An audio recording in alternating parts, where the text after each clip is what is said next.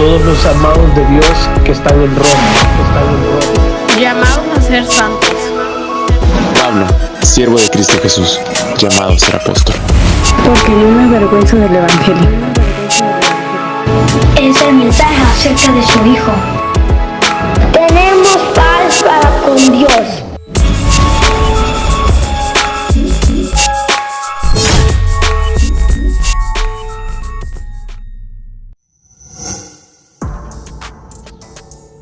La teología de la iglesia ha sido infiltrada por mentirosos disfrazados de bien intencionados, pero emanados de corrientes liberales, modernas, posmodernas y enfáticamente humanistas, que ponen al hombre como el centro, como el ombligo, como lo más sublime, y en su ego desbordado se creen incluso dignos de criticar a Dios y su palabra. La hermenéutica histórico-crítica está siendo usada en muchos de los que algún tiempo fueron prestigiosos colegios cristianos. La palabra clave es crítica, porque sus exponentes se sientan en sus tronos creyéndose dignos de desafiar a la Biblia y de modificarla y ajustarla hasta que tenga sentido para nuestra mente humana, atribuyendo, por ejemplo, los milagros narrados en la Biblia a asuntos naturalistas supuestamente desconocidos para los autores. Por ejemplo, no hubo, dicen, un Sodoma y Gomorra como lo narra la Biblia, sino más bien algún evento químico o biológico al azar que fue usado por los líderes religiosos para asustar con la idea de juicio divino. En otros casos, en otros milagros, encasillándolos como narraciones alegóricas o simbólicas, pero nunca como eventos reales, como lo dice la palabra. Esos tipejos soberbios privan a los libros bíblicos de autoridad espiritual, negándoles la inspiración divina y reduciéndolos a mera autoría humana como cualquier otro libro. Y poco a poco, en muchos púlpitos y salones de clases bíblicas, la hermenéutica histórico-crítica comienza a sustituir a la hermenéutica histórico-gramatical, la que bebe de la historia que es narrada y en las expresiones gramaticales en que fue narrada en las Escrituras. El humanismo, entre comillas, cristiano, es un cáncer, y es un virus, y es gangrena, y es lepra, y contagia, y enferma, y se extiende. El humanismo, entre comillas, cristiano, tiene 5 enemigos principales: la Biblia como documento perfecto, suficiente y supremo, y las enseñanzas bíblicas sobre el hombre, el pecado, la salvación y el Salvador. Y si hay un libro incómodo para la teología liberal, es Romanos. Por eso mi interés, mi insistencia en que lo leamos, en que lo recorramos, en que lo meditemos. La semana pasada, mientras platicábamos, mi esposa comentó lo importante que era vivir la palabra. Y yo decía lo importante que es entenderla. Pero no son conceptos enemistados. Para vivirla, debemos entenderla. Pero entenderla sin vivirla es absurdo. Estos últimos meses he visto caer a algunos grandes personajes del cristianismo. Varios de ellos de una teología muy saludable, apasionados en sus enseñanzas, pero con pecados ocultos. Ellos entendían la Biblia, enseñaban la Biblia, pero no la vivían. Este domingo, en miles de congregaciones de todas las lenguas y de todas las naciones, se recordará la Reforma. La Reforma surgió de 2 premisas que luego se fortalecieron con otras 3, un total de 5 premisas que se conocen en latín como las 5 solas. Cronológicamente, hablando de la Reforma, la primera en brotar fue la sola fide, cuando Martín Lutero, afligido porque pese a todos sus esfuerzos extraordinarios por sentirse justo delante de Dios, seguía sintiéndose y sabiéndose pecador, hasta que leyó en la palabra que somos justificados por la fe y no por obras, y que el justo por la fe vivirá. Y de eso nació un fuego que confrontó ideologías. Hubieron debates, discusiones y alegatos, y en medio de ellos se estableció la premisa que se conoce como la base moral, intelectual de la Reforma: sola Escritura. No se aceptarían credos, ni consensos, ni autoridad alguna más que lo que la palabra de Dios dijera. Se pusieron fronteras. Solo la Biblia es suficiente y suprema para enseñarnos sobre la salvación y sobre la vida espiritual. Al leer unos versículos de Romanos 5, quisiera que aviváramos en nuestra alma ese fuego, que abracemos la palabra tan repudiada ya por muchos, tan abusada por algunos, y que ella nos enseñe lo que Dios quiso decirnos. Pero Romanos aviva cada una de esas 5 solas, porque no solo enfatiza la importancia del mensaje divino del que leemos desde el mismo primer versículo del primer capítulo. También encontramos el anuncio de que la salvación es solo por Cristo, solo por gracia, solo por fe y solo para la gloria de Dios. Esas 5 ideas deben arder en nuestra alma, porque fueron los estandartes que Dios usó para redirigirnos a la verdad. Pero vamos a Romanos 5. A partir del versículo 12, porque hay algunas cosas que quisiera mencionarles el día de hoy. Dice: por tanto, tal como el pecado entró en el mundo por medio de un hombre, y por medio del pecado la muerte, así también la muerte se extendió a todos los hombres, porque todos pecaron. Este versículo pone ante nosotros un asunto teológico que ya es aborrecido en muchos círculos académicos teológicos: la enseñanza de la imputación.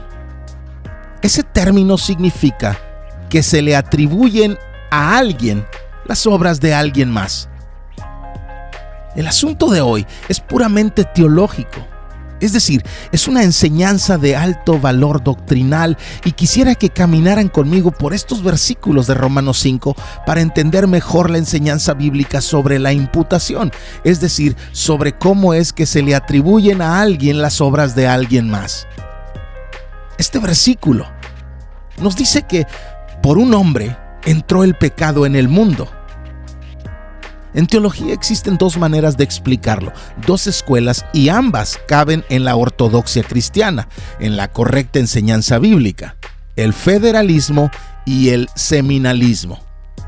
El federalismo ve a Adán como la figura representante de toda la humanidad, que cuando Adán pecó, no pecó solo por sí mismo, sino también como representante, como cabeza federal de toda la humanidad, que su decisión cayó como obligación impuesta sobre todas las personas de toda época y de todo lugar. Como cuando un gobernante firma un tratado con otra nación, y todos a quien gobierna, todos a quien representa, sin haber siquiera ellos expresado su opinión, ahora están obligados por ese convenio. Que Adán pecó, y con ello se representó a sí mismo y a su descendencia como pecadores, que la culpa de Adán, y no solo su naturaleza caída, ha sido imputada sobre cada ser humano de la historia.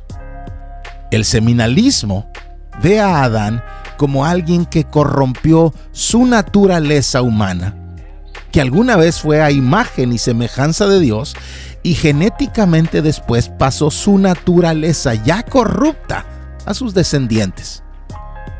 Que toda la raza humana estaba genéticamente presente en Adán, pero que la culpa no se pasa a los hijos, sino más bien solo las tendencias pecaminosas, la naturaleza en pecado. Que sus hijos, corrompidos por naturaleza, se suman a la rebeldía de Adán tan pronto como les es posible y por eso son culpables de su propio pecado. Esas son las dos grandes formas de entenderse. Romanos 5:12 simplemente dice que a través de Adán el pecado entró en el mundo y que por medio del pecado entró la muerte y que la muerte se extendió a todo el mundo porque todos pecaron. En el lenguaje original de la Biblia no se nos explica cuándo o dónde, simplemente establece algunos asuntos innegables. Nos dice cómo entró el pecado y cómo entró la muerte, pero también nos dice que la muerte, no el pecado de Adán, por lo menos no aquí, la muerte vino de ese pecado y se extendió a todos, la muerte. No me estoy colocando como seminalista, tampoco como federalista. Simplemente quiero que mantengan sus ojos en el pasaje y en lo que el texto dice.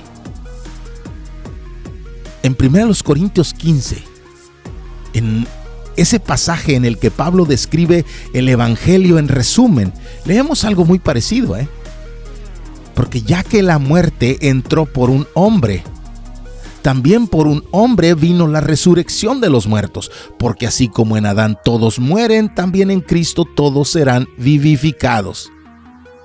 Pero no pretendo cargarme hacia uno de los dos grupos, ni al federalismo ni al seminalismo. Lo que parece evidente en Romanos y en Corintios y a lo largo de los escritos de Pablo es que el ser humano existe en una condición arruinada, que existe en ruinas por el pecado de un hombre que Pablo llama el primer Adán. Su acto nos arrastró.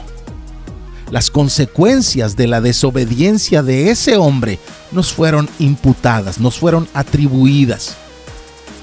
Y que luego, las consecuencias de la obediencia y el sacrificio de otro hombre, al que Pablo llama en Corintios el postrer Adán, o el último Adán, nos fueron imputadas. En teología se usa un término que debemos entender: doble imputación. Lo que significa es que en la cruz nuestra injusticia fue imputada a Cristo, que Él la cargó, que fue puesta sobre Él. Pero dice que es doble imputación porque así como nuestra injusticia fue imputada a Él, la perfección de Cristo nos fue imputada a nosotros. Y así fue que Él llevó nuestros pecados y así fue que su sacrificio nos dio vida eterna.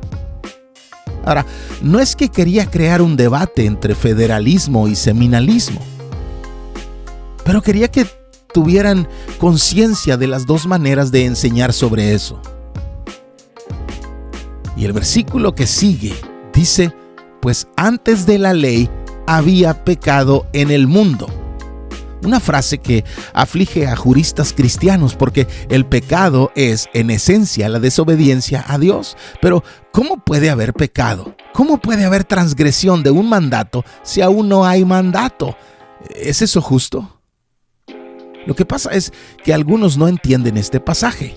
Esto aquí no significa que hubo una era humana en la que Dios aún no había hecho entender su voluntad y sus criterios. Lo que nos dice es que aun cuando aún no existía la ley de Moisés, la del Sinaí, ya había pecado. ¿Por qué? Ya lo vimos antes. Sí habían códigos de conducta por los que el hombre debía vivir. El versículo anterior nos mostró que mucho antes del Sinaí, en el Edén, ya hubo pecado. Y cuando Caín asesinó a Abel fue pecado porque transgredió el código divino de conducta que debía regir al hombre.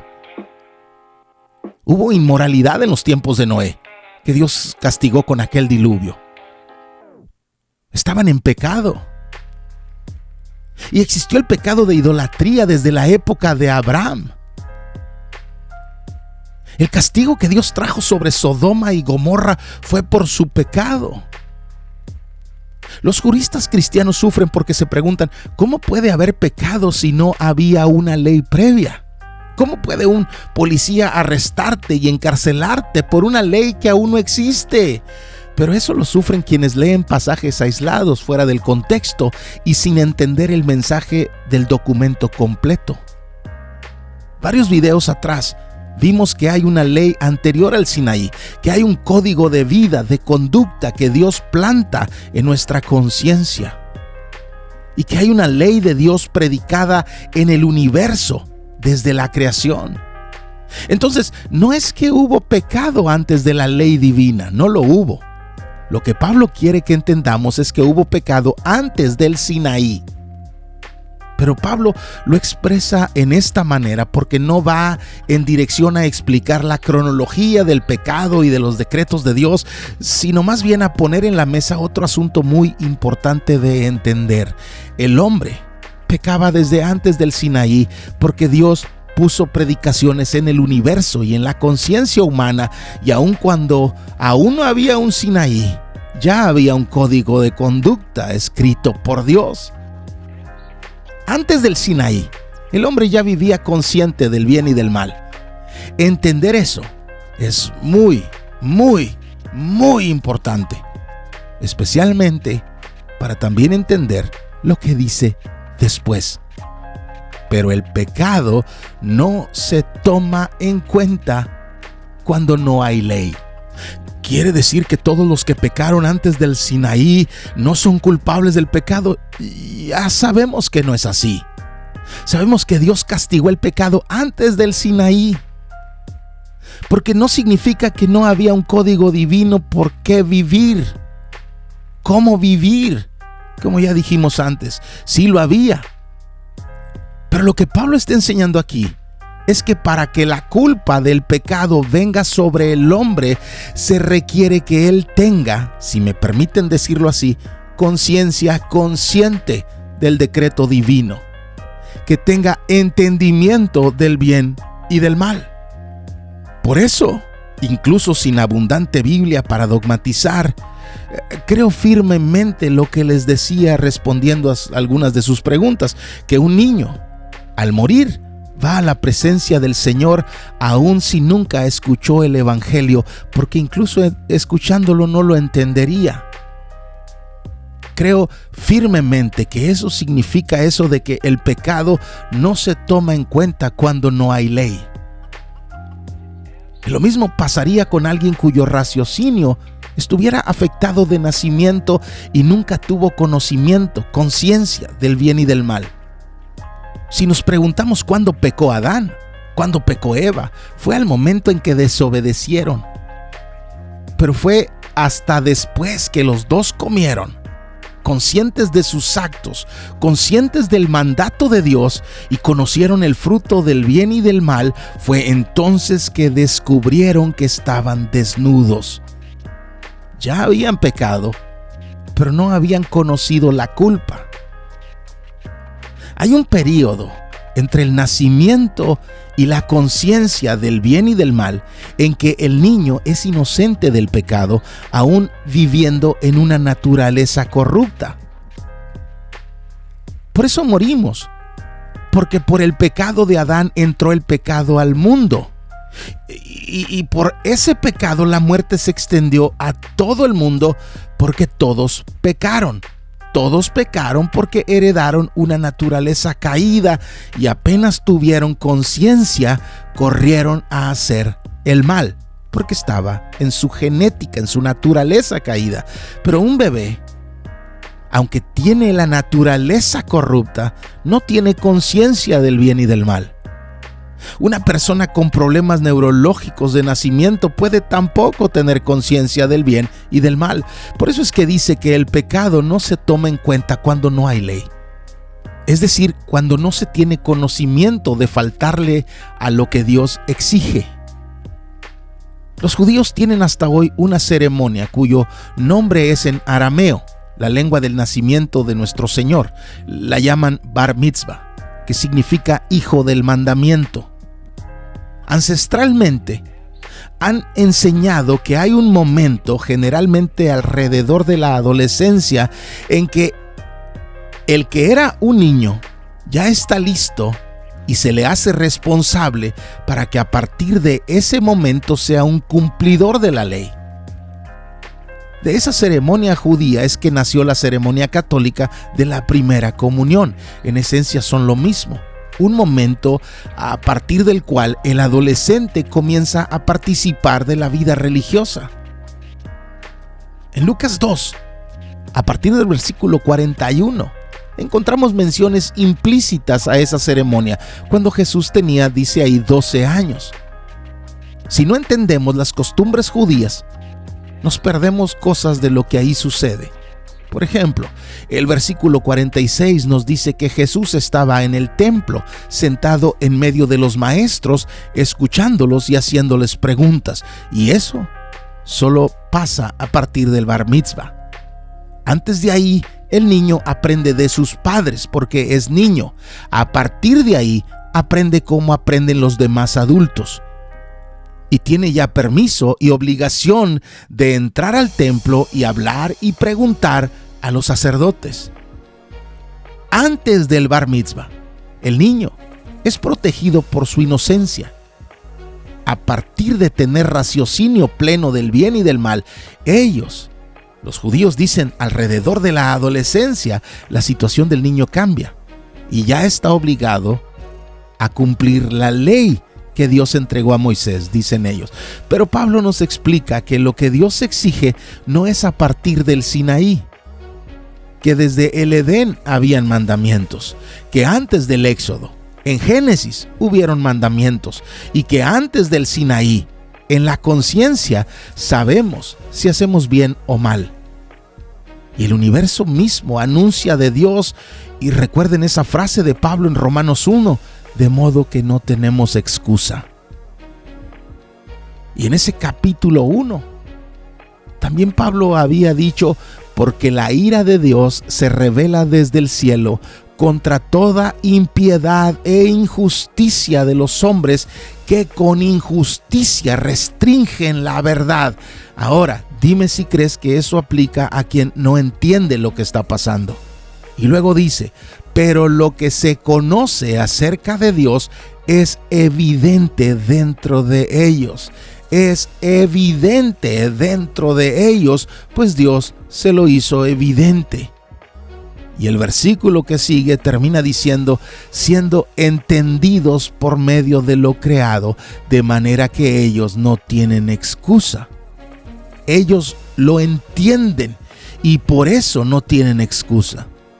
No tienen excusa porque lo entienden, y como lo entienden, la ira de Dios viene sobre ellos porque actúan con toda impiedad e injusticia. Y recuerda que después dice, pues aunque conocían a Dios, no lo honraron como a Dios ni le dieron gracias, sino que se hicieron vanos en sus razonamientos y su necio corazón fue entenebrecido. Profesando ser sabios, se volvieron necios y cambiaron la gloria del Dios incorruptible por una imagen corruptible. ¿Crees que eso lo hace alguien sin entendimiento? Alguien sin capacidad de discernir, de distinguir, de entender el bien y el mal. Antes de ese estado de conciencia ya había pecado en el mundo y había muerte en el mundo. Pero el pecado, en ese contexto y a pesar de su existencia y a pesar de la muerte, no era tomado en cuenta para quienes no tenían conciencia de ello. Luego dice, sin embargo, la muerte reinó desde Adán hasta Moisés. Hasta Moisés es una clara indicación a que cuando antes nos habla de la ley no es una alusión a los decretos de Dios, sino a la ley que Dios entregó a Moisés en el Sinaí. Y sigue diciendo que la muerte reinó aún sobre los que no habían pecado con una transgresión semejante a la de Adán, el cual es figura de aquel que había de venir. Primero, no es que la muerte solo reinó desde Adán hasta Moisés. Pablo está usando esta ilustración para mostrarnos que aún sin esa ley ya había muerte, y que la muerte no vino por desobedecer a Moisés, sino por el pecado de Adán. Y que la muerte reinaba incluso sobre los que no habían pecado con una transgresión semejante a la de Adán. Los seminalistas dicen aquí que el hombre carga la consecuencia del pecado de Adán y la naturaleza caída a partir del pecado de Adán, pero que no cargan la culpa del pecado de Adán, sino la culpa de sus propios pecados a partir de su conciencia del bien y del mal. Lo que sí nos queda claro es que los seres humanos no necesitaban escuchar una voz audible de Dios, y pese a ello atender mejor la voz audible de la serpiente y la voz de la esposa y de los apetitos carnales. No se necesitaba una transgresión semejante, porque en la transgresión de Adán nos vino la muerte a todos, porque Adán nos anunciaba de Cristo. Adán fue usado para ilustrarnos que así como el acto de un solo hombre trajo el pecado al mundo, vendría otro Adán, otro hombre por cuyo acto vendría vida a la humanidad. Pero no sucede con la dádiva como con la transgresión. Porque si por la transgresión de uno murieron los muchos, mucho más la gracia de Dios y el don por la gracia de un hombre, Jesucristo, abundaron para los muchos. No es lo mismo Adán que Cristo. Con Adán vino la muerte. Con Jesús vino la vida eterna. Y lo sigue expresando. Tampoco sucede con el don como lo que vino por medio de aquel que pecó, porque ciertamente el juicio surgió a causa de una transgresión, resultando en condenación. Una sola transgresión trajo condenación a todos. Pero las muchas transgresiones, eso nos incluye, las muchas transgresiones fueron usadas por Dios para traernos la gracia y justificarnos delante de Él. Por eso dice, pero la dádiva surgió a causa de muchas transgresiones, resultando en justificación. Porque si por la transgresión de un hombre, por este reinó la muerte, mucho más reinarán en vida por medio de un hombre, Jesucristo, los receptores de la abundancia de la gracia y del regalo de la justicia. Cuando Dios hizo al hombre, a Adán y Eva, les dio habilidades que nosotros como seres humanos ya no tenemos. Ellos tenían, antes de la caída, tenían la habilidad para no pecar y tenían la habilidad para pecar. Eso que llamamos libre albedrío. Nosotros ya no tenemos la habilidad para no pecar. El pecado está arraigado en nosotros. Podemos escoger no cometer ciertos pecados y podemos escoger cometer ciertos actos nobles, pero a pesar de eso, no podemos no pecar y no podemos no querer pecar. Además, ellos tenían, antes de la caída, tenían la habilidad para morir y tenían la habilidad para no morir. Nosotros, en nuestra naturaleza, ya no tenemos la habilidad para no morir. La muerte reina desde la caída. Nuestro cuerpo está en constante decadencia. Cada quien a cierto ritmo, pero todos moriremos. Esa es la evidencia en nuestra naturaleza de aquel pecado de Adán. Pero cuando Adán y Eva ejercitaron su habilidad para pecar, fueron llevados también a la habilidad de morir, y todo fue por la culpabilidad de su pecado. Pero cuando Cristo nos justificó, nos hizo libres de la culpa del pecado. No somos libres de la presencia del pecado y no somos libres de la influencia del pecado. Esa es una guerra que seguiremos enfrentando. Lo veremos más adelante en la serie, pero fuimos libres de la culpa del pecado. Por eso tenemos paz para con Dios. Así pues, tal como por una transgresión resultó la condenación de todos los hombres, así también por un acto de justicia resultó la justificación de vida para todos los hombres. Las consecuencias del pecado de Adán nos fue imputada, nos fue aplicada. Y la perfección de Jesús nos fue imputada después. La culpa del pecado fue justificada por la perfección de Cristo en su sacrificio por nosotros. Pero no hay un universalismo aquí, ¿eh? El universalismo en teología enseña que Dios salvará a todos. No, el mensaje bíblico es trágico para muchos. Algunos pasarán a la eternidad lejos de Dios, la muerte eterna. No todos fueron justificados. El mensaje completo de la Biblia lo asegura, pero de ese asunto hablaremos en otro video. Lo que Pablo quiere que entendamos es lo que nos es imputado.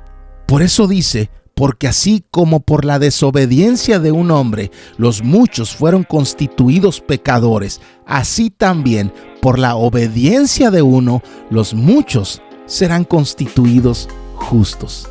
Eso es la imputación. Las obras de alguien no son aplicadas. El pecado, la caída, la desobediencia de Adán nos fue aplicada. La obra perfecta y la justicia y la perfección de nuestro Señor nos fue también imputada. Esta lectura de hoy expone las maravillosas riquezas de la gracia de Dios, de la que en Efesios leemos es sobreabundante e inescrutable. Superabundante o abundante en exceso y que no se puede descifrar plenamente. Un Dios que volteó al lodo cenagoso donde estábamos hundidos, aunque eso lastime el ego del humanista. Y aunque aún éramos enemigos de Dios y éramos por naturaleza hijos de la ira, Él, por el gran amor con que nos amó, nos dio vida. Adán trajo muerte, nos fue imputada. Pero gracias a Dios por su Hijo Jesús, el Cristo, nuestro Señor, nuestro Salvador, porque Él nos dio vida. Su perfección nos fue imputada. Eso dice la palabra. Señor, te damos gracias por tu palabra. Gracias